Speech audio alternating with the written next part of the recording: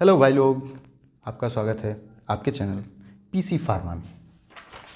Okay, आप हम ये वीडियो लेक्चर बनाएंगे जो कि आज सब्जेक्ट होने वाला है सोशल फार्मेसी, आपके पेपर प्रिपरेशन को और थोड़ा सा बेटर करने के लिए, क्योंकि आपने प्रिपरेशन तो कर लिया है, हमें पूरी यकीन है।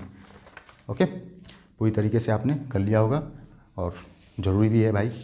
पूरे 1 साल आपको मिले थे मौका प्रिपरेशन करने के लिए, पेपर देने के लिए अच्छे तरीके से। तो ऑल द बेस्ट या बेस्ट ऑफ लक सभी को भैया, है ना। तो सोशल फार्मेसी आज हम देखने वाले हैं, ठीक है, जो कि कल आपका पेपर है। ओके, चलिए थोड़ा सा क्वेश्चन पेपर पे नज़र डाल लेते हैं, उसके बाद हम अपनी जो टॉपिक डिस्कस करने वाले हैं उसको डिस्कस कर लेंगे, ठीक है भाई। हाँ, और आई होप आप लोग अच्छे से पेपर में लिख रहे होंगे और समय में कम नहीं पड़ रहा होगा। सब चीज़ें मैनेज करके चलिए भाई साहब, है ना। जो भी लोग हैं, मेल फीमेल जो भी हैं, ठीक है भाई, क्योंकि स्टूडेंट होता है, उसमें मेल फीमेल से कोई मतलब नहीं भैया। सब लोग करिए, ओके, अच्छी बात है, करते रहिए और पास होइए बढ़िया से। और अपने चैनल पीसी फार्मा को थोड़ा सा सपोर्ट करते रहिए, ठीक है। चलिए पार्ट ए में देखिए क्या है। अच्छा, सोशल फार्मेसी, अच्छा अभी समझेंगे, पहले देख लीजिए क्वेश्चन दिया क्या है। Discuss in short the role of pharmacist in public health. Public health में फार्मासिस्ट का क्या रोल है, ठीक है। Write about ill effect infant public substituent and bottle feeding. अच्छा, जो बच्चे होते हैं नवजात शिशु, उनमें सब्सटीट्यूएंट मिल्क यानी कि बाहर से जो हम देते हैं, ठीक है, पिला देते हैं, उसका क्या इफ़ेक्ट है और बॉटल फीडिंग का क्या इफ़ेक्ट है। अगर वो बीमार वगैरह होते हैं तो उसमें सब्सटीट्यूएंट यानी बाहर से जो गाय का दूध या भैंस का दूध ये सब पिला देते हैं, या फिर बॉटल में हम फीडिंग करवाते हैं, बॉटल में दूध पिलाते हैं, तो इन सब का क्या इफ़ेक्ट है या उनके वजह से वो कैसे बीमार पड़ जाते हैं, ये सब चीज़ें हमें इसमें थोड़ा सा बताना है। ओके, हाँ, और क्या है, describe the composition of a balanced diet in Indian food. हमें थोड़ा सा बताना है कि आखिर बैलेंस्ड डाइट क्या होता है इंडियन फूड के अकॉर्डिंग, इंडिया के हिसाब से, क्योंकि हर जगह का जो जियोग्राफिकल रीजन अलग है, भूगोलीय बनावट जो एटमॉस्फेयर का है वो अलग अलग है, तो इसलिए इंडियन के बेस पे पूछा है और हम इंडियन से हैं ही भाई, तो इंडिया का मेनली हमें बताना चाहिए क्या चीज़ें हैं कि प्रोटीन कार्बोहाइड्रेट कितना होना चाहिए, कितना नहीं होना चाहिए, हमारे डेली रूटीन में होना चाहिए भी या नहीं होना चाहिए। ओके भाई, हाँ। और है what are sexually transmitted disease. भाई सोशल फार्मेसी पढ़ रहे हैं तो ये तो बहुत ज़रूरी है ना, सेक्सुअली ट्रांसमिटेड डिजीज़, क्योंकि इस पर कोई बात नहीं करता भाई। तो खाने पीने पे तो कोई बात कर लेगा, दूध पिलाने उलाने पे सब लोग बता देते हैं, फार्मासिस्ट का रोल क्या है सब बता देते हैं, लेकिन STD जिसे शॉर्ट फॉर्म में बोलते हैं, STD शॉर्ट फॉर्म में सेक्सुअल ट्रांसमिटेड डिजीज़, इस पर बातें नहीं होती है। तो इससे संबंधित क्वेश्चन पूछना और पढ़ाना बहुत ज़रूरी है, बहुत। ओके, हाँ, तो हमें इसके बारे में बता देना है, जैसे 2-3 प्रकार के गोनरोइया, सिफिलिस, ये डिजीजेज हैं, इनके बारे में बात कर लेना है, तो हम लोग अभी बात कर लेंगे। उसके बाद है अगला दिया है 5वां, discuss the role of pharmacist in national health programme. National health programme में फार्मासिस्ट का क्या रोल है, ठीक है, देख लेंगे कि जो राष्ट्रीय लेवल पे जो भी हेल्थ स्वास्थ्य से संबंधित प्रोग्राम चलाए जा रहे हैं, चाहे वो मातृ सेवा और बच्चा को बचाने के लिए, ये है ना, माता और शिशु को बचाने के लिए, या और भी बीमारियां जो फैल रही हैं इन सब से संबंधित, तो उसमें क्या फार्मासिस्ट का रोल है, इसके बारे में। What preventive measures should be taken for कोविड-19। कोविड-19 को रोकने के लिए क्या क्या चीज़ें पैमाने अपनाए गए, ठीक है, क्वारंटाइन किया गया, आइसोलेशन किया गया, अवेयरनेस की गई, है ना, ये सब चीज़ें इसमें की गई, ठीक है, ये चीज़ें हैं। Okay, right the causative organism any 5 of following disease. इस 6 में से 6 नाम दिए गए हैं बीमारी के, इनमें से 5 के कॉस्टिव एजेंट लिखने हैं, किसके किसकी वजह से होता है। तो मलेरिया का होता है भैया, पैरासाइट होता है, ठीक है, पैरासाइट होता है मलेरिया का। ओके, ये चीज़ें अभी हम डिस्कस कर लेंगे एक ही बार में सब चीज़ें, खैर यहाँ पे भी बात ही कर ही लेते हैं अगर देखना चाह रहे हैं तो, कि मलेरिया किसकी वजह से हो रहे हैं या नहीं हो रहे हैं। और उसके बाद है लेप्रोसी है, फिर है टाइफाइड, ट्यूबरकुलोसिस, पोलियो मेलाइटिस और एड्स। इसमें से कुछ के नाम आपको पता भी होगा, कुछ का देख लेते हैं, क्या दिक्कत है। यहाँ पे मलेरिया का प्लाज्मोडियम पैरासाइट, ठीक है, leprosy, Mycobacterium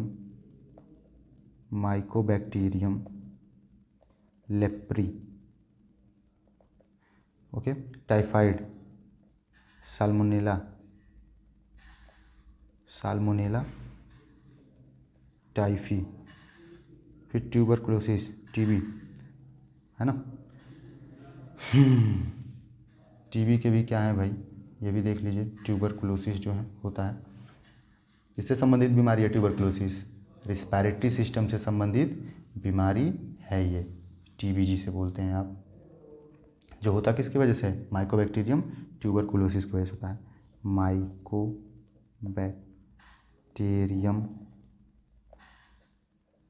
tuberculosis.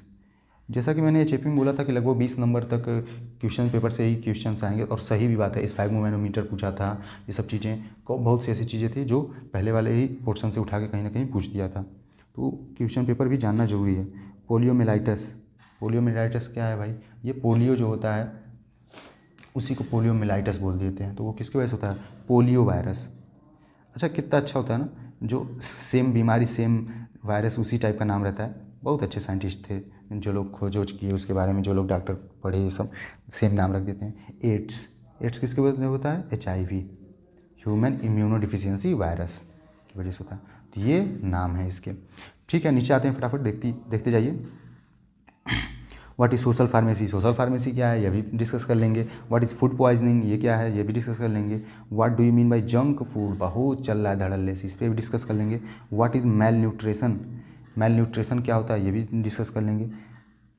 Mail nutrition, जो मेल मतलब कमी, इस सीधे मतलब होता है पोषण की कमी, है ना। उसके बाद write in brief the effect of noise pollution on our health. हमें संक्षिप्त में लिखना है कि जो नॉइज़ पोल्यूशन, शोरगुल जो होता है रोज़ एकदम शोर वाला, उस ध्वनि प्रदूषण जिसे हिंदी में बोल देते हैं सीधे, उसका इफेक्ट क्या हमारे हेल्थ पे पड़ रहा है। ठीक है, लिख लेंगे अभी फटाफट। उसका है व्हाट इज़ क्वारंटाइन क्या है, कोरोना में आपने बहुत सुना होगा, क्वारंटाइन किए गए 14 दिन के लिए। व्हाट इज़ इम्यूनाइजेशन, ये भी सुना होगा आपने, टीकाकरण जिसे हिंदी में बोलते हैं। Write the role of water in diet, water का क्या रोल है डाइट में, ठीक है। What is pharmaco economics, what are nutraceuticals, ये आपके कोग्नोसी में भी है, मैंने वीडियो लेक्चर अपलोड कर दिया है कोग्नोसी का, आप देख सकते हैं। पार्ट 1 है, पार्ट 2 में अपलोड कर दूंगा 1 से 2 दिन में। आपका लास्ट पेपर है ना फार्माकोग्नोसी का, कोग्नोसी जरूर देख लीजिएगा, उसका तो नोट्स के साथ मैंने अपलोड किया है, अभी समय है, आप 1-2 दिन पहले ही देख लीजिएगा। What do you know about family planning के बारे में आप क्या जानते हैं, इसके बारे में बताइए। ठीक है भाई, ये चीज़ें हैं, फटाफट देख लेते हैं थोड़ा सा यहाँ पे भी। ये एग्जाम्पल है सब, एक नंबर वाला आप सिस्टम आ गया। विच of the following an example of junk food, pizza है, फ्रूट तो है नहीं, फ्रूट तो हमारे लिए बहुत फायदेमंद है। एक भी प्रोटीन का सोर्स है। पॉपकॉर्न, जो मक्का जिसे बोलते हैं, मक्का, वो भी अच्छा सोर्स है हमारे लिए प्रोटीन, कार्बोहाइड्रेट, फाइबर का।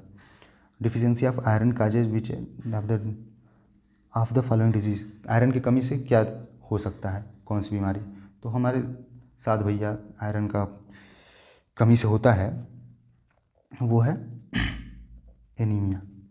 विच of the following produce maximum noise pollution, सबसे ज़्यादा नॉइज़ पोल्यूशन कौन कराता है, motor vehicle, music, by jet engine, by whisper, तो जेट इंजन, जो भाई जहाज जो जेट इंजन उड़ता है, फट बहुत तेज़ आवाज़ करता है भाई।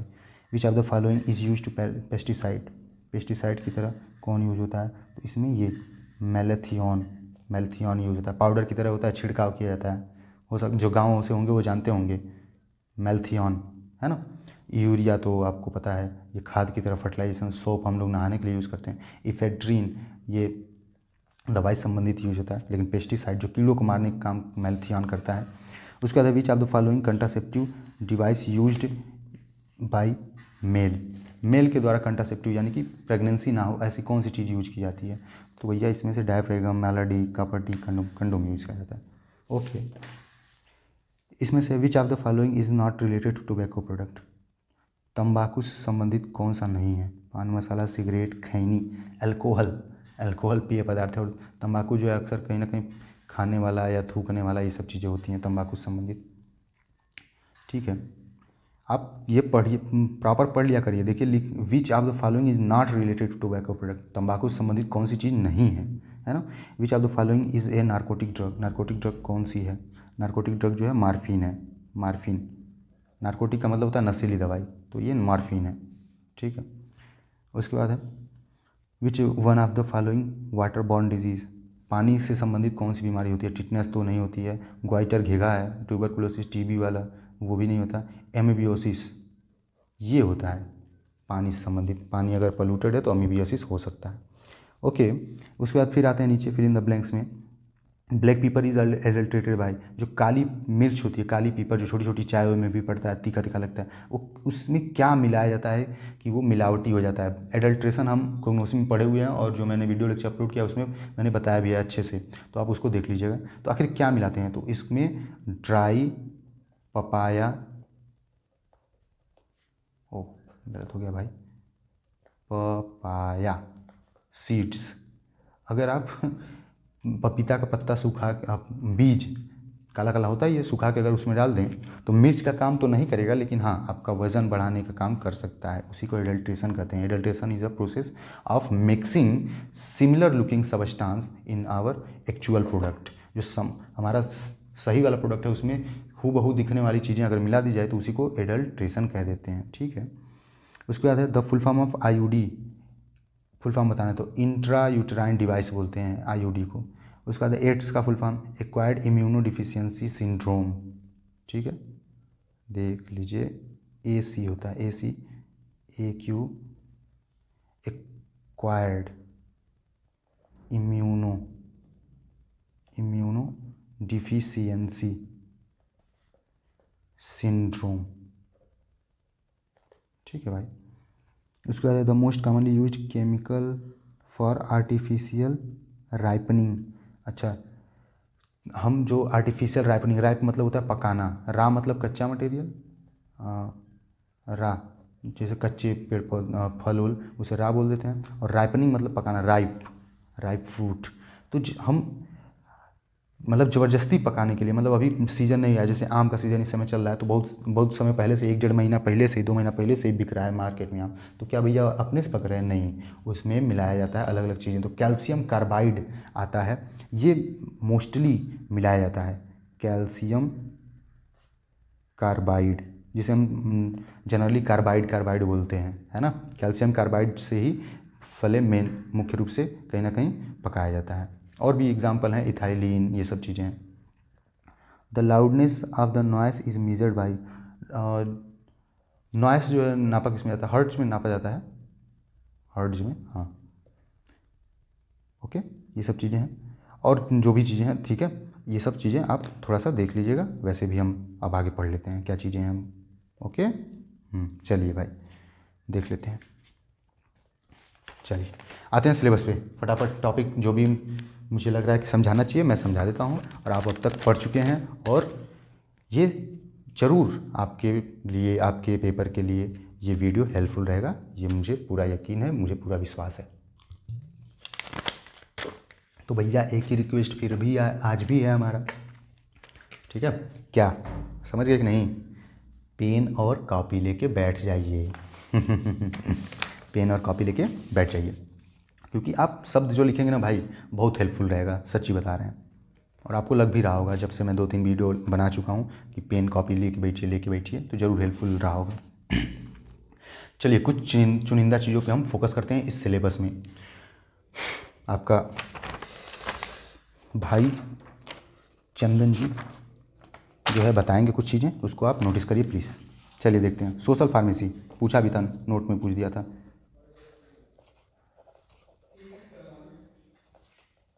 सोशल फार्मेसी, आप पेपर में भी ऐसे चीज़ें अंडरलाइन, हेडिंग वगैरह अंडरलाइन कर सकते हैं आप ऐसे पूरा प्रॉपर, कोई दिक्कत नहीं है। हाँ बस कलरफुल पेन यूज़ मत करना। अब सोशल फार्मेसी दो शब्दों से मिलकर बना है, सोशल सोसाइटी, और फार्मेसी मतलब फार्मा कंपनियाँ। सोसाइटी, सोशल का मतलब ये होता है एक ग्रुप ऑफ पर्सन्स या individual living in a place और स्टेट और कंट्री, एक ढेर सारा समूह हो या जनसंख्या हो, पॉपुलेशन हो, जो एक ही साथ अलग अलग कल्चर के होते हुए भी जो साथ में रहें, उसी को सोशल कहते हैं। और फार्मेसी यानी कि उस कल्चरल एरिया या उस पॉपुलेशन वाले एरिया में जो फार्मेसी का रोल है तो उसी को सोशल फार्मेसी बोल देते हैं। तो आप सीधे सीधे बोल देंगे it is a branch of pharmacy which deals with the study related to social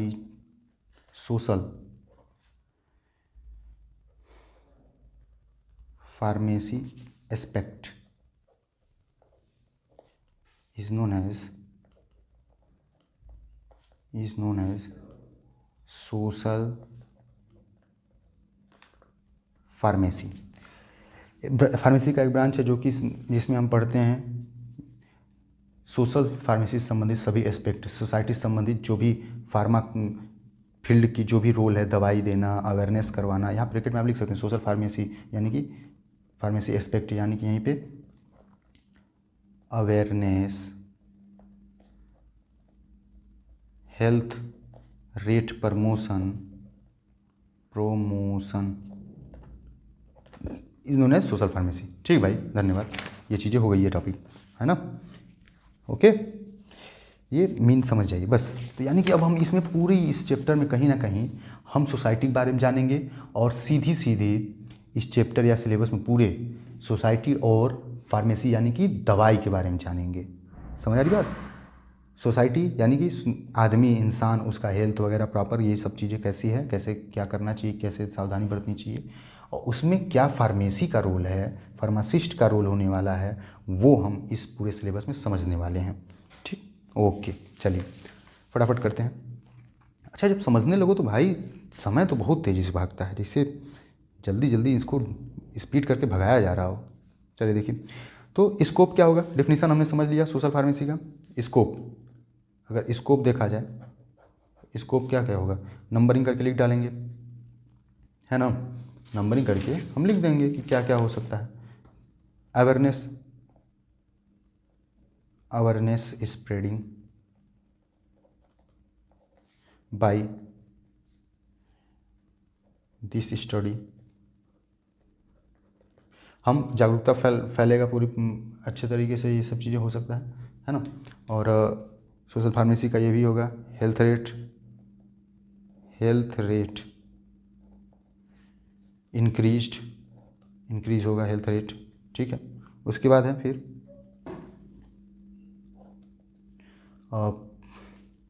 in pandemic state मतलब अवस्था, we control the disease spreading. हम जो है जब बीमारी वगैरह अगर पूरे बड़े पैमाने पे होता है तो उस समय हम अगर सोशल फार्मेसी के बारे में पढ़े हैं कि कैसे सोसाइटी से मिलना जुलना है, कैसे क्या चीज़ें होती हैं, रहन सहन, ये सब चीज़ें अगर जानते हैं तो हम सब चीज़ें रोक सकते हैं बीमारी वगैरह फैलने से, क्योंकि हम समझा पाएंगे ना, हाँ भाई देखो ऐसी चीज़ें होती हैं, आप ऐसे कर रहे हैं तो ऐसे नहीं करना चाहिए, है ना। ये सब चीज़ें हम बता सकते हैं। क्यों, ये सब इसके सोर्स स्कोप हैं। ओके, और क्या हो सकता है इसमें, हम इंटरनेशनल या नेशनल लेवल पे पॉलिसी बना सकते हैं by the study of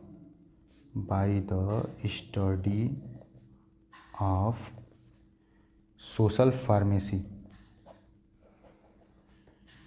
we make health policy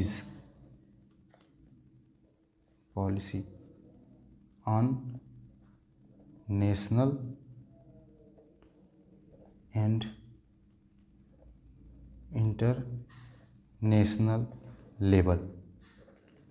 ठीक भाई, ये इतना ढेर सारा स्कोप है और ये डिफिनीशन हो गया, बात खत्म।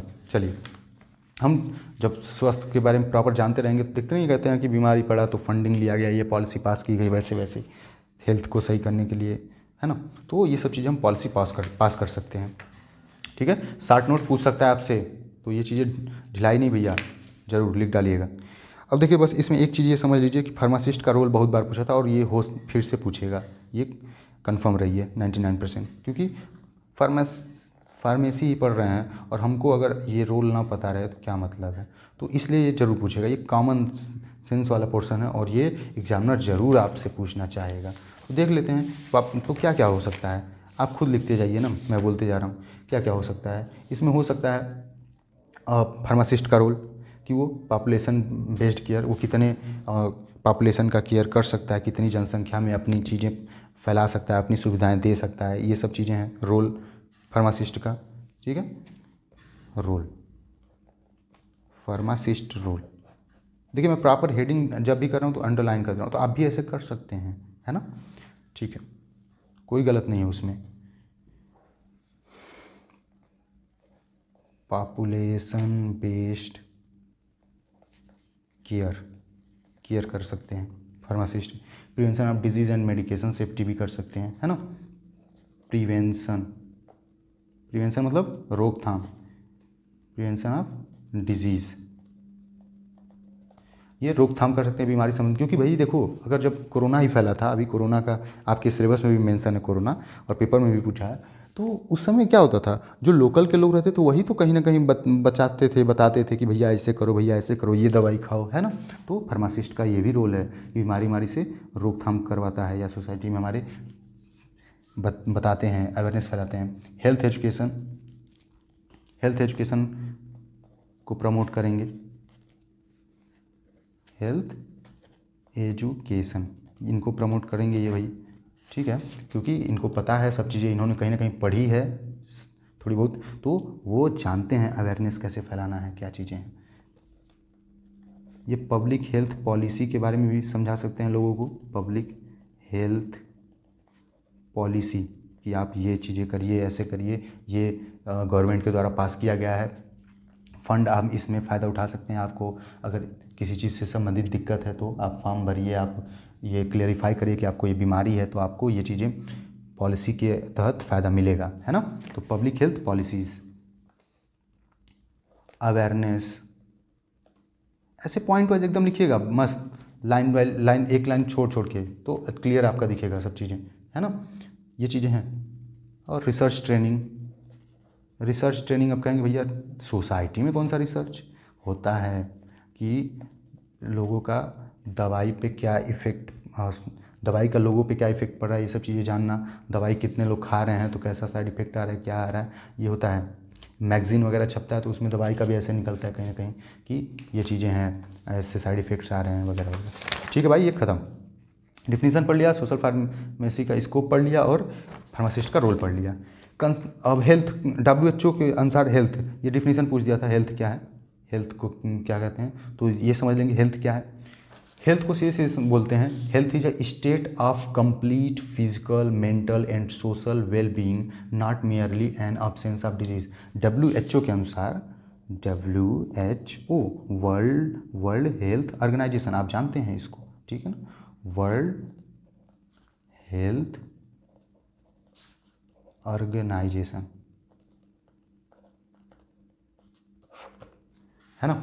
वर्ल्ड हेल्थ ऑर्गेनाइजेशन के अनुसार हेल्थ क्या है, तो हेल्थ को हम एक डिफिनीसन जो इन्होंने दिया है, ये जो ऑर्गेनाइजेशन है, तो इन्होंने कहा है कि हेल्थ इज अ स्टेट, स्वास्थ्य एक अवस्था है, of complete physical and mental social well being, complete पूर्ण तरीके से फिजिकली, शारीरिक रूप से, मानसिक रूप से और सामाजिक रूप से वेल बीइंग, एक अच्छा व्यक्ति हो, शारीरिक, मानसिक और सामाजिक रूप से, not merely N absence of disease, ना कि सिर्फ हमारे शरीर में अगर बीमारी नहीं है तो हम एक अच्छा इंसान हैं।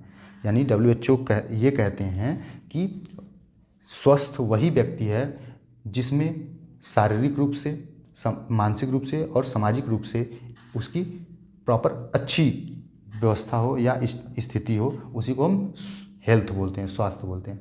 ऐसा ना कि सिर्फ वो बीमारी उसमें शरीर में नहीं है तो इसका मतलब वो स्वस्थ है। बात समझ आई आपको, ठीक है ना, ये चीज़ें हैं। और अगर इसको नॉर्मली हम बोलें तो सीधे सीधे बोल सकते हैं, एन ऑर्गेनिज्म या ऑर्गन और body physiology are adequate then it is healthy. अगर कोई व्यक्ति प्रॉपर उसका शरीर काम कर रहा है, उसकी सब अंग काम कर रहे हैं, तो वो स्वस्थ है। नॉर्मली ये बोल देते हैं, बात खत्म, है ना। चलिए, तो ये हो गई भैया डिफिनीसन। वेरियस डायमेंशंस, अच्छा ये हेल्थ का जो है डायमेंशंस क्या है, डायमेंशन मतलब होता है माप, मापन बोल सकते हैं आप, डायमेंशंस, आयाम, आयाम कि आखिर किस किस स्तर पे हम ऐसे देखें अगर किसी व्यक्ति को तो हम बोल दें कि हाँ ये जो है इनका डायमेंशन यानी कि ये ठीक है। हेल्थ, मैं बार बार एल क्यों भूल जा रहा हूँ, हेल्थ का, हेल्थ डायमेंशन पढ़ रहे थे ना, हाँ डायमेंशन, डायमेंशंस, हेल्थ डायमेंशन, स्वास्थ्य के आयाम क्या हैं, आखिर किस स्तर पे हम बोलेंगे कि चीज़ें हो पा रही हैं। अब जैसे मेरे वीडियो के अगर अच्छे आयाम बोला जाए कि गुड डायमेंशन ऑफ वीडियोस, तो ये मतलब है कि आपको समझ आए चीज़ें और लिखावट समझ आए और कंसेप्ट क्लियर हो, तो ये गुड वीडियोस के आयाम हैं, डायमेंशंस हैं। तो वैसे ही हेल्थ के भी तो होंगे, तो हैं फिजिकल डायमेंशन होते हैं, फिजिकल डायमेंशन, फिर मेंटल डायमेंशन, ठीक है, सोशल डायमेंशन, ठीक है, हाँ, और स्पिरिचुअल होता है और इमोशनल होता है। ये तीन जानते रहिए मेन आप, फिजिकल, मेंटल और सोशल। फिजिकल से मतलब है कि वो फिजिकली कैपेबल हो, अपने वाइटल आर्गन उसके कार्य कर रहे हों और वो प्रॉपर वर्किंग कर ले, सीढ़ी चढ़ ले, रनिंग कर पाए, चल पाए, वॉकिंग कर पाए, है ना, ये सब चीज़ें, उसकी रिस्पायरेशन ठीक हो, ये सब फिजिकल डायमेंशन है, ठीक। मेंटल डायमेंशन में वो सहज रूप से हर चीज़ें सोच पा रहा हो, बातचीत करने में उसकी सब चीज़ें प्रॉपर फंक्शनिंग हो पा रही हैं, वो ऐसा नहीं है कि खुशी में हंस रोने लग रहा है, दुख में हंसने लग रहा है, ऐसा कुछ नहीं। तो मेंटली वो प्रॉपर थिंकिंग वगैरह थॉट्स कर पाए, तो मेंटल डायमेंशन वो ठीक है तब, यानी कि उसका हेल्थ ठीक है। सोशल से मतलब है बिहेवियरल, उसका व्यवहार वगैरह कैसे है अपने आसपास के कम सोसाइटी में, और लोग उससे कैसे बिहेव करते हैं, उसके बिहेवियर से वो लोग कैसे प्रभावित हैं, वो सोशल डायमेंशन कहलाता है। आप सोशल, सामाजिक फार्मेसी पढ़ रहे हैं, सोशल फार्मेसी पढ़ रहे हैं, तो इसमें ये बहुत ज़रूरी है, ये सब फैक्ट है ना, सोशल डायमेंशन, ठीक है भाई। उसके बाद आता है डिटर्मिनेंट्स, ये आपसे पूछ सकता है भाई 3-3 नंबर में, तो प्लीज़ याद रखिए। वेरियस डायमेंशन का मतलब समझ आया ना, डायमेंशन, डायमेंशन हेल्थ डायमेंशन से मतलब यही है, अगर इसको सिर्फ लिखना रहे तो health dimensions are those state by which we indicate या वी सेज द पर्सन और इंडिविजुअल्स आर हेल्दी, है ना। ऐसे स्टेट हैं, ऐसी अवस्थाएं हैं जिसकी वजह से हम ये कह पाते हैं कि हाँ व्यक्ति जो है वो हेल्दी है भाई, कोई दिक्कत नहीं है। समझ गई बात आपको, ठीक है। उसके बाद यही बात होती है डिटर्मिनेंट्स। डिटर्मिनेंट्स का मतलब होता है निर्धारित करने वाला, डिटर्मिनेंट्स, है ना, डिटर्मिनेंट्स ऑफ हेल्थ। तो डिटर्मिनेंट्स में भी क्या चीज़ें हैं भाई, इसमें भी आता है बायोलॉजिकल, आता है बिहेवियरल, आता है सोशल, आता है इन्वायरमेंटल, आता है, ये सब चीज़ें आते हैं। जैसे बायोलॉजिकल से क्या सेंस है, बायोलॉजिकल डिटर्मिनेंट्स, अलग अलग चीज़ें, डायमेंशन, आयाम हम देखें और ये समझ गए कि हाँ अच्छा ये हेल्दी हैं। और डिटर्मिनेंट्स ये निर्धारण करता है कि इन चीज़ों से अगर इनको कोई दिक्कत नहीं है तो ये हेल्दी हैं। बायोलॉजिकल डिटर्मिनेंट में होता क्या है, इसमें आप बायोलॉजिकली यानी कि प्रॉपर फिट हैं, है ना, कोई चीज़ खा पी रहे हैं, सब प्रॉपर चल रहा है, तो ठीक है आप हेल्दी हैं। फिर दूसरा आता है बिहेवियरल, बिहेवियरल ये लगभग कहीं ना कहीं सेम है लेकिन हेडिंग अलग अलग है। बिहेवियरल डिटर्मिनेंट्स, आपका व्यवहार वगैरह अगर बहुत अच्छा है, ये सब चीज़ें आप मतलब अगर अच्छे रहते हैं, हम फ्रेश रहते हैं या हेल्दी रहते हैं, तो हमारा जनरली तो बिहेवियर जो है ठीक ही रहता है ना। हम प्रॉपर हंसेंगे, खाना खाएंगे, चलेंगे, फ्रेश होंगे, बाथरूम जाएंगे, ये सब बिहेवियर में ही आता है कहीं ना कहीं, व्यक्तित्व आपका, चीज़ें बातचीत करना, ये सब ठीक होगा, ठीक है, तो आप हेल्दी हैं, ये निर्धारण करता है कि हाँ ठीक है आप हेल्दी हैं। जैसे बोलते हैं ना, आप लग तो नहीं रहे हैं बीमार लेकिन हैं, ऐसा कैसे हो सकता है, तो ये बिहेवियर में आ जाता है। तो बहुत लोग बताते नहीं हैं, चाहे जो भी चीज़ें मेंटेन कर ले आते हैं तो वो चीज़ें होती हैं, लेकिन इंडिकेटर में आता है डिटर्मिनेंट्स में। उसके बाद है इन्वायरमेंटल। इन्वायरमेंटल से क्या मतलब है, इन्वायरमेंटल डिटर्मिनेंट्स। इन्वायरमेंटल से मतलब है कि आप इन्वायरमेंट से इको फ्रेंडली हैं, यानी कि मौसम चेंज हो रहा है तो आप बीमार नहीं पड़ रहे हैं, ऐसे प्रॉपर आप एकदम एटमॉस्फेयर से मिलजुल के रह पा रहे हैं, आपको दिक्कत नहीं हो रही है, तो आप हेल्दी हैं। ये डिटर्मिनेंट्स हैं। जैसे धूल उड़ा तो ये नहीं छींक आने लगे, तो आप हेल्दी नहीं हैं, है ना, ठीक है। ये सब चीज़ें हैं, ठीक है भाई। उसके बाद हेल्थ इंडिकेटर। हेल्थ इंडिकेटर, अगर स्वास्थ्य सही भी चल रहा है तो संकेत क्या करता है। जैसे एक गांव है पूरा, वहाँ का ऐसे कैसे पता चले हमें कि वहाँ की हेल्थ सबका सही चल रहा है। तो हेल्थ इंडिकेटर से बस मतलब यही है कि ऐसा कोई इंडिकेटर्स हो, ऐसी कोई डेडिकेट किया जाए चीज़ों को, जिससे हमें पता चले कि हाँ भाई यहाँ तो सब ठीक है, हाँ बोल सकते हैं यहाँ पे सब चीज़ें हेल्दी चल रही हैं। तो देखिए होता क्या है, ये 5 6 7 इसमें याद कर सकते हैं आप इंडिकेटर के लिए। हेल्थ इंडिकेटर से बस मीन यही है कि दोज टाइप साइन और indicates which realize the individuals और सोसाइटी आर हेल्दी। तो क्या क्या देख सकते हैं हम, मोर्टिलिटी रेट, मृत्यु दर, कि आखिर इस गांव में या फिर इस एरिया में या इस राज्य में कितने लोग मर रहे हैं, है ना। मोर्बिडिटी इंडिकेटर, रुग्णता संकेत, कि इस एरिया में या फिर इस गांव में या फिर राज्य में कितने लोग बीमार पड़ रहे हैं, है ना। दो चीज़ें जानिए, मृत्यु दर और बीमारी का। डिसेबिलिटी रेट्स, विकलांगता, वहाँ पे विकलांग लोगों का क्या दर है। न्यूट्रिशनल स्टेट इंडिकेटर, पोषक तत्व, पोषाहार उनको कितना मिल पा रहा है या कितना प्रॉपर वो खा पी पा रहे हैं, ठीक है ना। हेल्थ केयर डिलीवरी इंडिकेटर, वहाँ पे स्वास्थ्य देखभाल वितरण संकेतक, यानी स्वास्थ्य से संबंधित जो भी चीज़ें मिल रही हैं, बट रही हैं, वो डिपेंड करती हैं। जैसे आपने आंगनवाड़ी का नाम सुना होगा, वहाँ पे दलिया वलिया ये सब मिलता है ताकि प्रॉपर जो चाइल्ड है आफ्टर बर्थ वो प्रॉपर न्यूट्रिशन उसे मिले, खिलाया जाए, और माता को भी दिया जाता है जब प्रेगनेंसी होता है।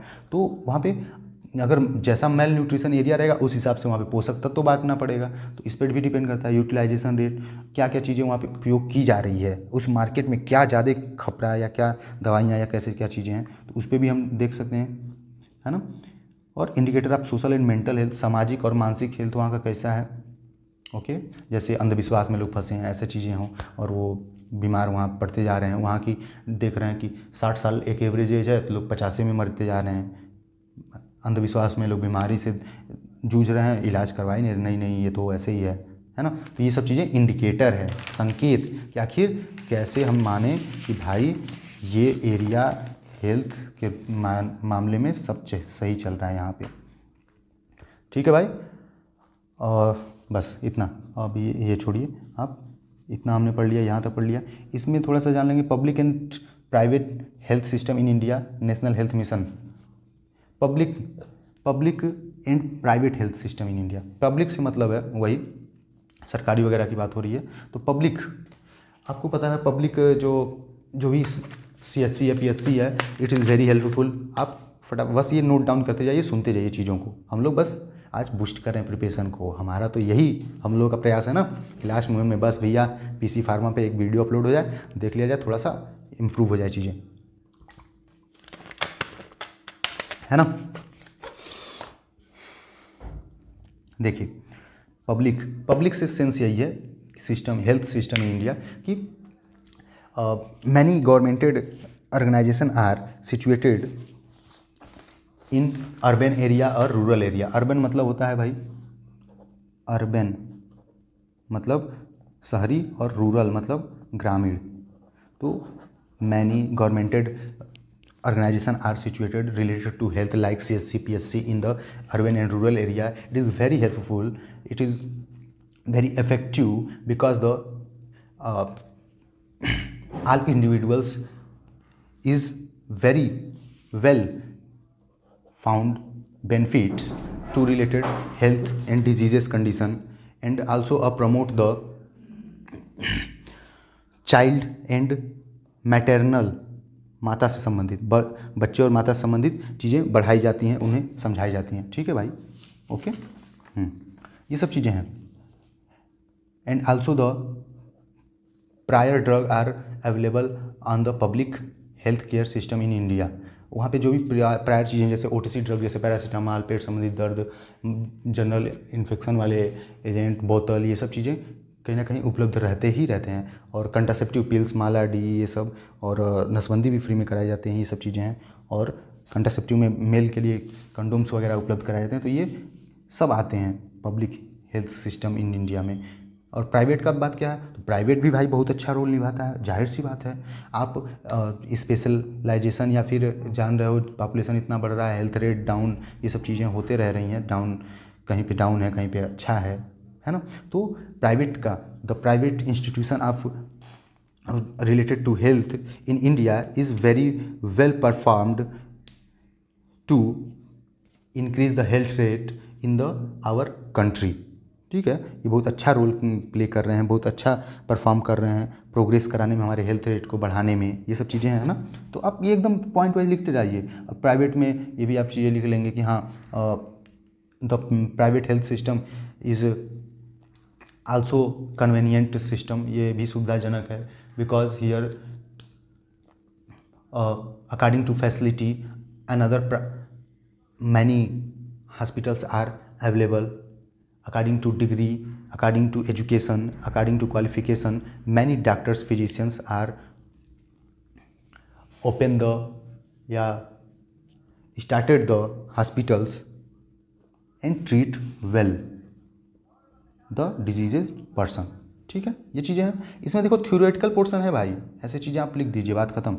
नेशनल हेल्थ मिशन में NHM जिसे बोलते हैं शॉर्ट फॉर्म में, NHM शॉर्ट फॉर्म में भूल सकता है आपसे, तो ये लिख दीजिए नेशनल हेल्थ मिशन। तो स्वास्थ्य से संबंधित जो हेल्थ मिशन चल रहा है, तो ठीक है, यही सब चीज़ें हैं, आप उसमें लिख डालिए, है ना। National health mission is a very useful thoughts of the government and it is very effective to increase the health rate, है ना। and in it many policies are formed which is very helpful to rural urban area, है ना। बात यही से simple से भैया, है ना। यहाँ पे बस ये थोड़ी सी देख लीजिए, ये हो सकता है आपसे पूछ दे, थॉट छोटा छोटा सा है। मिलेनियम डेवलपमेंट गोल्स, गोल्स में आप गोल कहीं भी किस भी सोशल फार्मेसी में कहीं भी गोल पूछे तो गोल में 4-5 चीज़ें एकदम कॉमन पॉइंट रहेंगी। क्या क्या कॉमन पॉइंट हो सकती हैं? अवेयरनेस, अवेयरनेस, ठीक। दूसरा पॉइंट रहेगा health rate, health rate increase, है ना। तीसरा point equality, equality in nutritional, nutritional, nutritional ratio, हम चाहेंगे कि सबको समान तरीके का पोषण मिले, है ना। ये सब चीज़ें हैं। सोशल वेलबींग,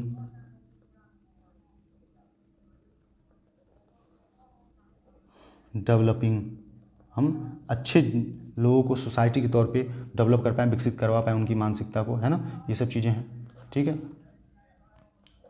और क्या होगा, हम उनको फिजिकल एंड मेंटल हेल्थ के लिए प्रमोट करेंगे, हेल्थ के लिए physical and mental health promoting. समझ रही बात। गोल में आप ऐसे 5-5-6 चीज़ लिख लेंगे और फिर लिख लेंगे गोल क्या है कि national level, on the at the national level, national level और international level, international level treatment, treatment system doing well. हम अच्छे से नेशनल लेवल पे या फिर इंटरनेशनल लेवल पे हम अपने सिस्टम को, जो हमारा ट्रीटमेंट का सिस्टम है, ये सब प्रॉपर कर डालें एकदम। ये सब चीज़ें गोल है। तो यहाँ पे बस मीन समझ लीजिए, मिलेनियम डेवलपमेंट का गोल का क्या मतलब है। मिलेनियम मतलब होता है पुराने समय से जो सिस्टम चले आ रहा है कि लोग दिक्कत, एकदम बीमारी, गरीबी, ये सब चीज़ें, उसको दूर करना ताकि लोग अच्छे से ट्रीटमेंट हो पाए। सस्टेनेबल डेवलपमेंट गोल में मतलब है,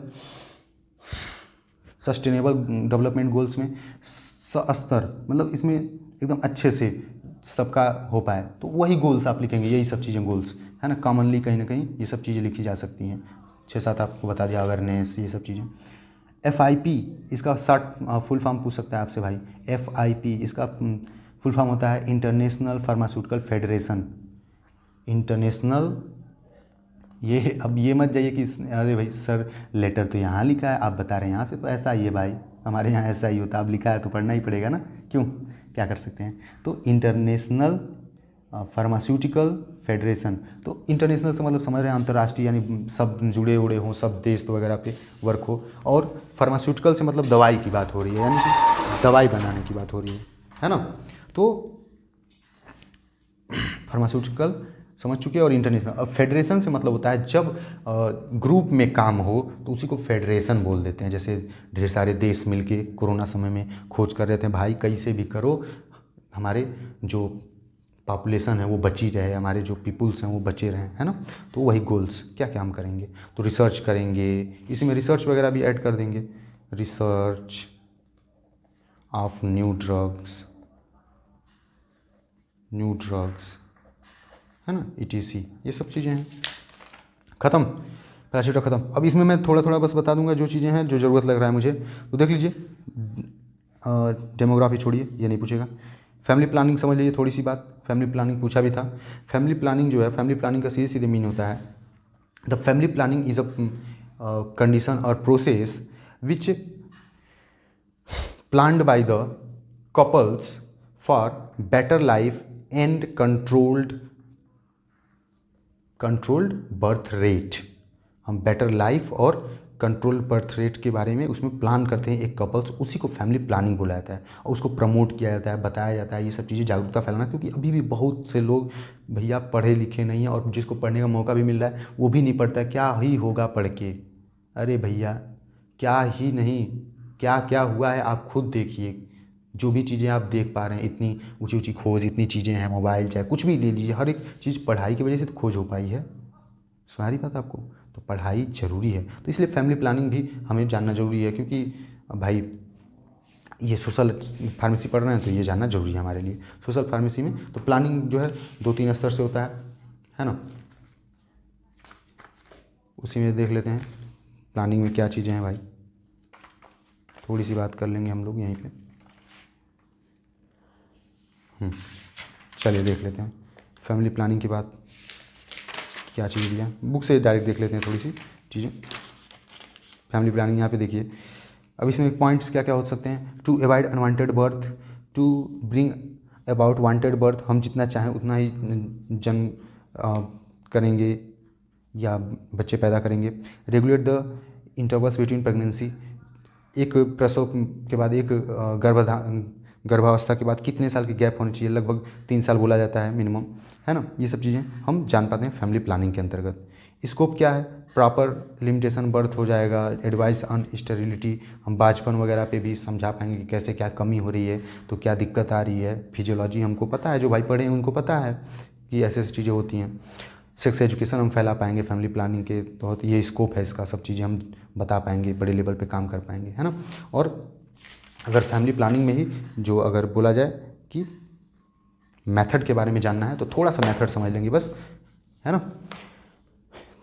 तो एक होता है स्पेसिंग मेथड अंतराल के लिए, और एक होता है टर्मिनल मेथड यानी कि ख़त्म कर देना, अब हमें चाहिए ही नहीं प्रेगनेंसी। स्थाई मेथड और एक अंतराल के लिए, यानी कि टेम्प्रोरली और परमानेंट बोलते हैं, पर ये भी बोल सकते हैं टेम्प्रोरली। अलग अलग बुक में अलग अलग टर्म्स यूज़ करते हैं भाई, टेम्प्रोरली, ठीक है ना, टेम्प्रोरी भी लिखते हैं, और इसी को परमानेंट, ठीक है। टेम्प्रोरली का मतलब समझ रहे हैं, जो हम बस चाहेंगे कि अभी नहीं चाहिए 1 साल तक, तो ठीक है, जो चीज़ें अपना सकेंगे हम अपनाएंगे कि प्रेगनेंसी ना हो महिलाओं में, ठीक है। और परमानेंट में कि बस वही ख़त्म, अब नहीं चाहिए, बस हो गया, 1-2 बच्चे हो गए ना, बस ख़त्म। तो देखिए बैरियर वाले में क्या क्या आते हैं, फिजिकल मेथड और केमिकल मेथड। बैरियर्स मतलब रोकने वाला, अवरोधक, तो फिजिकल में आते हैं जो 3-4 नाम अगर लिख दिया जाए तो फिजिकल में आते हैं आपके बैरियर में फिजिकल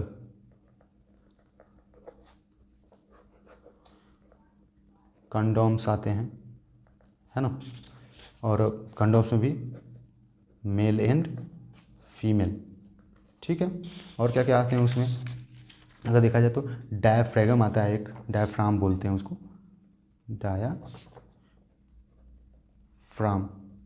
ठीक है, ये भी आता है। तो अगर सीधे सीधे इन सब के बारे में लिखना रहे, अगर ऐसे पूछ दे डायरेक्टली, तो कंडोम के बारे में आप लिख सकते हैं ऐसे कि condom is a thin layered polythene like structured है ना। It is used as a contraception, contraception का मतलब होता है गर्भ निरोधक, गर्भ निरोधक कंट्रासेप्शन, है ना। It is very useful, it is very effective, it also easy to use. ये सब चीज़ें आप एकदम प्रॉपर नोट की तरह लिखते जाएंगे, है ना। It have 2 types, male and female condoms, है ना। फिर डायफ्रेगम भी बैरियर में ही आता है, ठीक है। तो ये सब चीज़ें हैं भाई। स्पंज आता है ना, ये सब बैरियर में आते हैं। स्पंज 1 2 3 स्पंज, ये थोड़ा सा ज़रूरी है अवेयरनेस के लिए, तो जानना जरूरी है। केमिकल मेथड में आता है स्पर्मिसाइडल, केमिकल मेथड में आ जाता है। ये फिजिकल था, ये केमिकल, है ना। तो केमिकल वाले में स्पर्मिसाइडल फोम्स आते हैं, फोम्स, क्रीम। ये लगाने से क्या होता है, स्पर्म जो है डेथ कर जाएंगे। जिस भाई स्पर्म डेथ कर जाएंगे तो फर्टिलाइजेशन होगा ही नहीं, बातें खत्म। इंट्रायूटेराइन डिवाइस, इंट्रायूटेराइन आईयूडी पूछा भी था शॉर्ट फॉर्म में, जो यूट्रस में, इंट्रा मतलब अंदर और यूट्रस मतलब गर्भाशय, और उपकरण, ऐसे उपकरण हैं जो गर्भाशय में लगाए जाते हैं, तो उन्हीं को इंट्रायूटेराइन डिवाइस बोल दिया जाता है। जैसे आपको यहाँ पे देख लीजिए, ये दिख रहा होगा, कापर टी दिख रहा है, कापर लोड दिख रहा है, ये मैरिना दिख रहा है, या फिर काइलिना इसी को बोलते हैं, ठीक है भाई। तो ये 2-3 नाम है ना।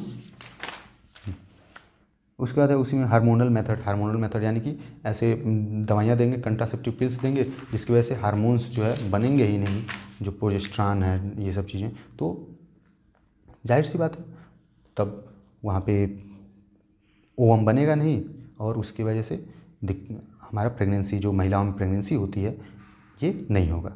ओके, तो ये चीज़ें हैं, क्योंकि हार्मोन्स का बहुत रोल है भाई, है ना। और क्या था देख लेते हैं। पोस्ट कंसेप्शनल मेथड, अगर गर्भाशय हो भी जाए तो उसके बाद क्या दवाइयाँ दी जाती हैं, होती हैं अलग अलग, मालायान, ये सब दवाइयाँ दी जाती है, ठीक है। उसके बाद टर्मिनेशन में है मेल स्टेरिलाइजेशन और फीमेल स्टेरिलाइजेशन, है ना। ट्यूबेक्टॉमी बोला जाता है ना।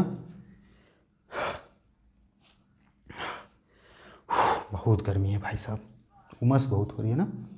चलिए, मेल स्टेरिलाइजेशन और फीमेल स्टेरिलाइजेशन ये होता है। ट्यूबेक्टॉमी, जो ट्यूब नली काट के पुरुष में कह जाती है, उसे ट्यूबेक्टॉमी बोलते हैं, ठीक है भाई। ओके, चलिए, तो ये ख़त्म हुआ आपका फैमिली प्लानिंग वाला पॉइंट। इसमें कुछ चीज़ें आप जानते रहिए, एकदम नाम थोड़ा सा याद रखिए, तो जो कि आपको पेपर में लिखने में फ़ायदा करेगा, यूज़फुल रहेगा। ओके, ठीक है, सिलेबस देख लेते हैं क्या है।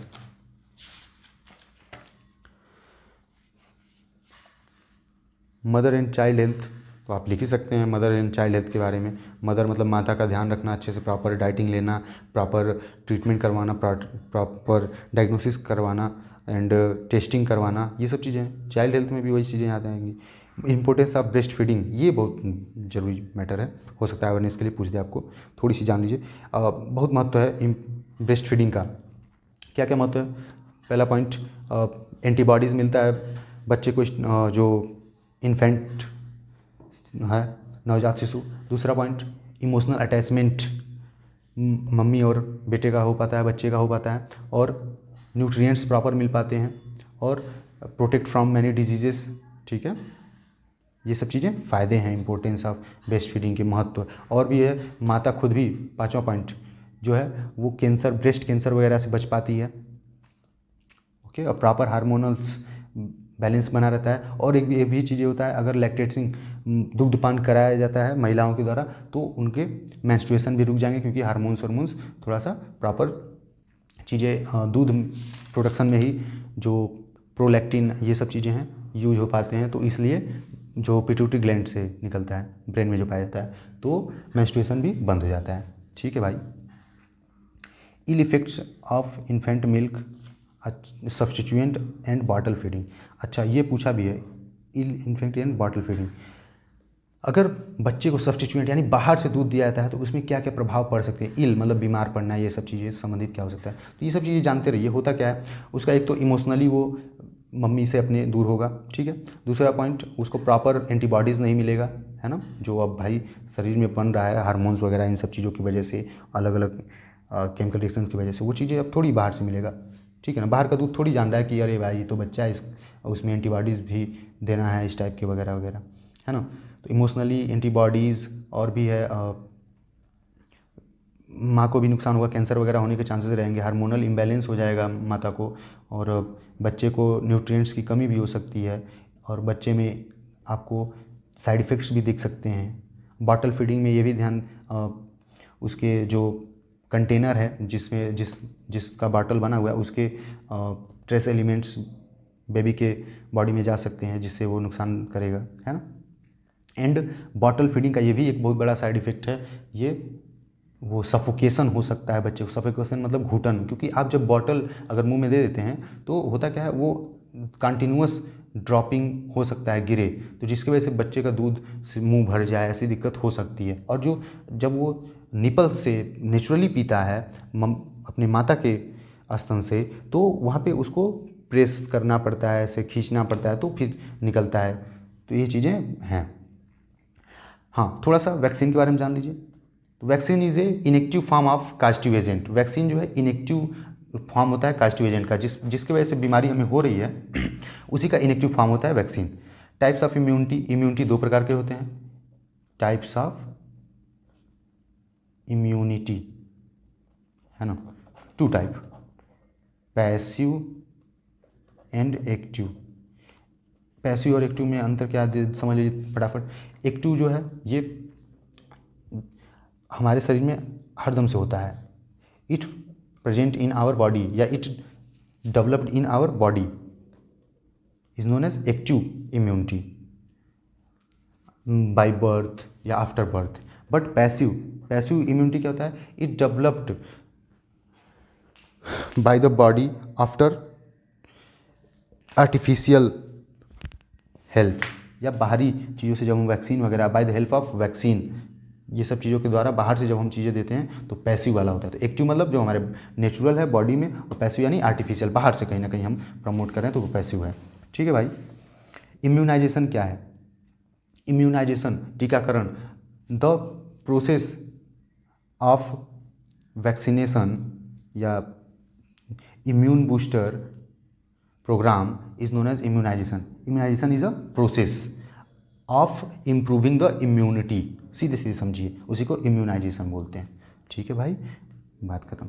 पोल्यूशन के बारे में आप जानते ही हैं थोड़ा बहुत, जो है वाटर पोल्यूशन, इन सब चीज़ों के बारे में आप लिख दीजिएगा, ये सब चीज़ें हैं। Environmental pollution due to pharmaceuticals, हाँ ये थोड़ा सा मैं समझा देता हूँ, फार्मास्यूटिकल्स की वजह से इन्वायरमेंटल पोल्यूशन कैसे होता है। फार्मास्यूटिकल्स की वजह से environmental pollution, pharmaceutical environmental pollution कैसे हो सकता है भाई? रैपर से, जो हम खा के दवाइयाँ वगैरह फेंकते हैं, ड्रग्स, एक्सपायर्ड ड्रग, अब भाई फेंकना ही है, जब एक्सपायर हो गया तो उसकी वजह से कंटामिनेशन होगा। ड्यूरिंग प्रोडक्शन हीट वगैरह जब हम करते हैं दवाई बनाते वक्त, तो उस समय भी फार्मास्यूटिकल प्रोडक्ट्स की वजह से पोल्यूशन होगा, ओके।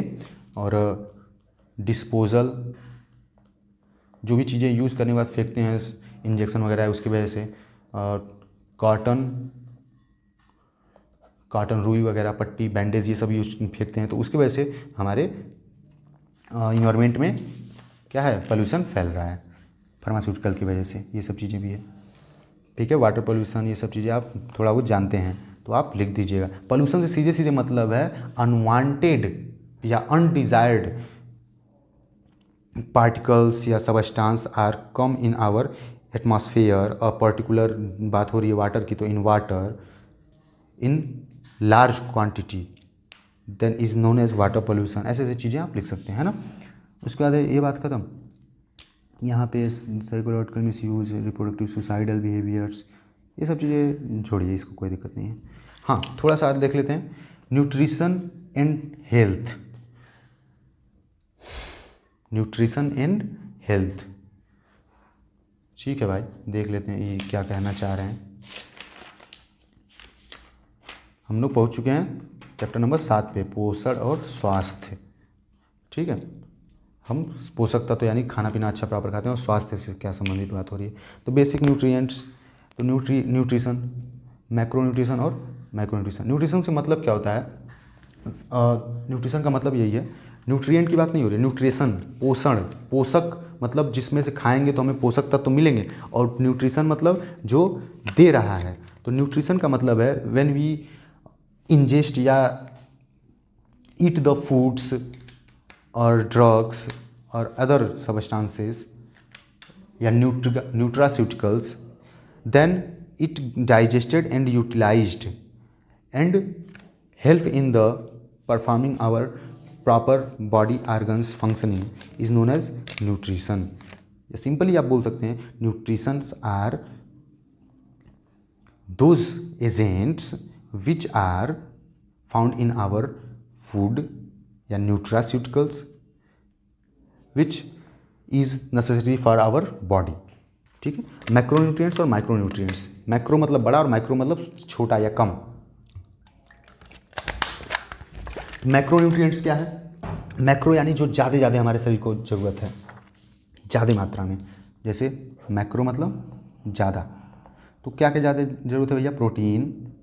मैक्रो को आप डिफाइन कैसे करेंगे, अगर पूछ दे मैक्रो न्यूट्रिशन, तो मैक्रो न्यूट्रिशन को आप डिफाइन करेंगे those type substance or food materials which are required to our body in large amount is known as macronutrients। तो protein, carbohydrate,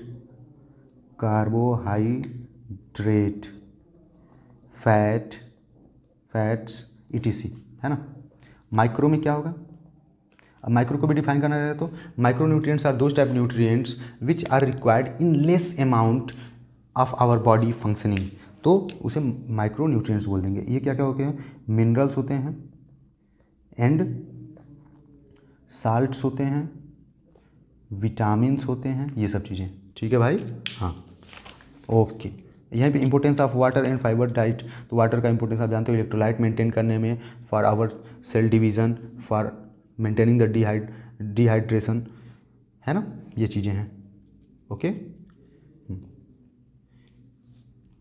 fibre in diet, fibre diet का importance क्या है, जब diet में fibre रहता है तो एग्जांपल अगर देखें तो केला है, पॉपकॉर्न है, और जो भी रेशेदार सब्जियां हैं, हरी सब्जियां हैं, उसमें फाइबर कहीं ना कहीं मिलता है। तो फाइबर का रोल है भैया पेट साफ करने में इन एंड प्रॉपर डाइजेशन में। ठीक है, बैलेंस डाइट, बैलेंस डाइट का मीनिंग होता है the balance diet is a composition of approx all type nutritional elements. Balance diet का मतलब है कि उसमें सब तरीके के जो हमें ज़रूरत है वो सब उसमें उपलब्ध हो, विटामिन, प्रोटीन, कार्बोहाइड्रेट, फैट, ये सब चीज़ें, है ना। मेल न्यूट्रिशन का मीन क्या है, पूछा भी था। मेल न्यूट्रिशन का मीन होता है it is a state in which occurs individual many diseases. इसमें व्यक्ति को बहुत सी बीमारियां हो जाती हैं due to malnutrition, lack of nutrition. ठीक है, लाइक मेल न्यूट्रिशन में, न्यूट्रिशन डिसीज में अगर देखा जाए तो प्रोटीन के भी कमी से होता है, क्वारस्कर, कौन कौन सी बीमारी होती है आप पढ़े भी हैं, देख लीजिए यहाँ पे मैंने लिखा भी है थोड़ा छोटा सा, क्वासियोरकर प्रोटीन की वजह से ही होता है, और मैरेस्मस भी मेल न्यूट्रिशन की ही वजह से होता है। ठीक है भाई, उसके बाद आता है यहीं पे ill effect of junk food. Junk food की वजह से क्या क्या दिक्कतें हो सकती हैं वो जान लीजिए। जंक फूड की वजह से, जंक फूड की वजह से दिक्कतें ये होती हैं, अब पहले तो जंक फूड ही समझ लीजिए। जंक फूड जो है ऐसे फूड होते हैं, ऐसे खाने होते हैं जिसमें high amount of fat, carbohydrate और अनदर मटेरियल्स होते हैं, but in less amount of micronutrients like vitamins, minerals etcetera. ठीक है ना, तो जंक फूड हमारे लिए बहुत हानिकारक है। जंक फूड को सीधे सीधे अगर बोलें तो junk food is a only consumption for purpose the taste. ये एक हम बस टेस्ट पर्पज़ से खाते हैं, जिसमें शुगर की मात्रा बहुत ज़्यादा रहेगी, फैट की मात्रा बहुत ज़्यादा रहेगी, ये सब चीज़ें हैं, है ना। ठीक है, उसके बाद है ये दिया चार्ट के हमारे माध्यम से कैलोरी, ये सब चीज़ें वो छोड़ दीजिए आप। ठीक है, हाँ, तो ये चीज़ें हो गई भैया। पोर्टिफिकेशन ऑफ फूड, हम फूड को अच्छे से और क्या क्या चीज़ें एडिशनल खाते हैं कि फूड में सहायता मिलती है, हमारे भोजन की तरीके पूरा होता है। जैसे एडिशनल का मतलब है, फोर्टिफिकेशन ऑफ फूड का मतलब है एडिशनल चीज़ें क्या खाते हैं। जैसे कोई जूस पी लिया आपने, एडिशनल मिल गया चीज़ें, कोई आपने आर्टिफिशियल चीज़ें टॉफ़ी वगैरह खा ली, उसमें मान लो विटामिन सी मिल गया, है ना। तो ये चीज़ें हैं पोर्टिफिकेशन ऑफ फूड। ठीक है भाई, इसमें है फूड सेफ्टी, ये सब चीज़ें आप छोड़िए। आर्टिफिशियल राइपनिंग, हाँ आर्टिफिशियल राइपनिंग समझ लीजिए भाई साहब थोड़ी सी, ये इसके बारे में पूछा भी है आपसे कि आखिर राइपनिंग में कौन सा केमिकल यूज़ होता है, पूछा था अभी आपको बताया था। देखिए, और ill effect of junk food, junk food से आपको क्या क्या दिक्कतें हो सकती हैं। Brain and mental health diseases, respiratory system संबंधित डिजीजेज, कार्डियोवास्कुलर सिस्टम से संबंधित डिजीजेज, हार्ट से संबंधित, बहुत लोगों को हार्ट अटैक वगैरह फैटी चीज़ें खाने से होता है। डाइजेस्टिव सिस्टम, पेट उठ खराब होने लगेगा जंक फूड खाने के लिए, पिज्ज़ा बर्गर ये सब चीज़ें आते हैं बाहरी जो चीज़ें हैं, है ना। स्किन से संबंधित डिजीजेज, छाले पड़ने, उस पर रैसेस आ जाएंगे, खुजली होने लगेंगे, दाने निकल जाएंगे, और मोटापा के कारण फैल जाएगा स्किन, रैसेस आ जाएंगे उस पर। रिप्रोडक्टिव सिस्टम, यहाँ पे फर्टिलिटी कम होने लगती है महिलाओं में भी और पुरुषों में भी, प्रजनन की कमी आने लगती है बहुत। अब ये भी बहुत तेज़ी से बढ़ रहा है, कहीं ना कहीं लोगों का हेल्थ इशू हो रहा है, रूटीन वगैरह ख़राब। स्केलेटल सिस्टम, बोन जो है वीक होने लगता है, ये जंक फूड के सब दिक्कतें हैं। Artificial ripening agent, artificial ripening का मतलब है before the ripening naturally, when artificially many products are used for the eating, then it ripening by the artificial chemicals is known as artificial ripening। artificial ripening एक ऐसी प्रक्रिया है, सीधे सीधे जानिए कि एक ऐसी प्रक्रिया है जिसमें हम अनदर केमिकल्स, आर्टिफिशियल केमिकल्स से उसको पकाते हैं, राइप करते हैं फलों को। और क्या क्या चीज़ें यूज़ होती हैं, इथाइलिन यूज़ होता है, कैल्शियम कार्बाइड यूज़ होता है, इथेफेन यूज़ होता है, और एसिटिलीन यूज़ होता है। ठीक है भाई, ओके। और अगर इफेक्ट ऑफ राइपिन एजेंट देखा जाए, क्या क्या नुकसान है, तो टॉक्सिसिटी, जहरीले चीज़ें, ठीक है। इरिटेशन, आप देखते हो आम अगर इस समय पकाया हुआ खा रहे हैं तो अभी जो भी 2 महीने से बिक रहा था तो उसका स्वाद अच्छा नहीं था, अजीब सा एकदम लगता था। इरिटेशन, स्किन डैमेज, स्किन पे दिक्कतें हो सकती हैं, वोमिटिंग, स्किन अल्सर, हमारे चमड़ी पे छाले वगैरह, रिएक्शन वगैरह हो सकता है। मेंटल कन्फ्यूजन, हमें दिमाग तौर पे कन्फ्यूजन हो सकता है। स्लीपनेस, हमें अनिद्रा हो सकती है। मेमोरी लॉस, सेरेब्रल इडमा, हमारे ब्रेन वाले पोर्शन में पानी भर सकता है। ये सब चीज़ें दिक्कतें हो सकती हैं। तो ये है भैया राइपनिंग का। यूज़ ऑफ पेस्टिसाइड, पेस्टिसाइड हम क्यों यूज़ करते हैं, for better production of food, for protect the food to insects, ये सब चीज़ें। जेनेटिकली मॉडिफाइड फूड, जेनेटिकली मतलब हम पौधों में या फलों वलों में, इन सब चीज़ों में जेनेटिकली चेंजेस कर देते हैं ताकि अच्छे से और ज़्यादा प्रोडक्शन वगैरह हो पाए, तो उसे जेनेटिकली मॉडिफिकेशन फूड कहते हैं। जैसे टमाटर की अलग अलग प्रजाति हैं भैया, आप जब अगर बीज भंडार पे जो भी जाते होंगे तो देखते होंगे ये हाइब्रिड वाला है, ये अलग है, अलग है। तो इसमें एग्जांपल अगर पूछ दे जेनेटिकली मॉडिफाइड फूड में, तो टमाटोज है, टमाटोज है ना, ये सब चीज़ें, पोटैटो है, ये सब चीज़ें यूज़ होती हैं जेनेटिकली मॉडिफाइड फूड्स के तौर पर। डाइटरी सप्लीमेंट, ये क्या है, जब हम डाइट के तौर पे सप्लीमेंट, यानी कि ढेर सारा मिक्सचर एक ही में साथ में मिला हुआ हो और उसको यूज करें तो उसे डाइटरी सप्लीमेंट बोलते हैं। जैसे पाउडर वगैरह यूज़ होता है ना, तो उसे यूज़ तो करते हैं ना डाइटरी सप्लीमेंट के तौर पे। जैसे प्रोटीन पाउडर, ये सब चीज़ें हैं ना, डाइटरी सप्लीमेंट बोलते हैं। तो डाइटरी सप्लीमेंट को आप बोल सकते हैं the which type combination of diet, या it is a type of combination of diets nutritional product, इन्होंने डाइटरी सप्लीमेंट्स, जैसे प्रोटीन पाउडर है एग्जांपल। न्यूट्रास्यूटिकल्स, यहाँ पे स्यूटिकल्स का मतलब है फार्मास्यूटिकल्स और न्यूट्रा का मतलब है न्यूट्रिशनल। ये कोग्नोसी में भी ये आपके है, तो मैंने पढ़ा दिया, आप देख लीजिएगा, एक बार ज़रूर देख लीजिएगा भाई साहब आप लोग। न्यूट्रास्यूटिकल्स से मतलब है न्यूट्रिशनल और फार्मास्यूटिकल, यानी कि ऐसी दवाइयाँ या ऐसी चीज़ें हम यूज़ करेंगे जिससे दवा की तरह के हमें इफ़ेक्ट मिले। न्यूट्रिशनल पोषक तत्व तो ऐसे यूज़ करेंगे जिससे दवा की तरह इफेक्ट मिले। जैसे कि आप ये सब चीज़ें हैं ना,